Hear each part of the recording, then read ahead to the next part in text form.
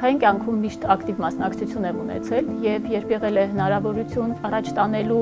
համայնքի համար կարևոր նշանակություն ունեցող գաղափար, ներդրել եմ ողջ եռանդս ու ներուժս։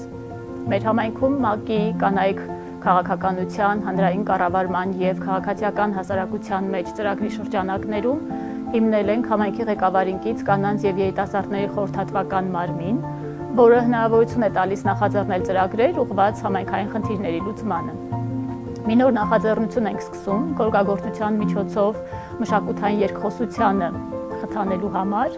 որի միջոցով կբացահայտվեն տարբեր տարածաշրջաններին բնորոշ մշակութային առանձնահատկությունները, ակունքներն ու զարգացման միտումները։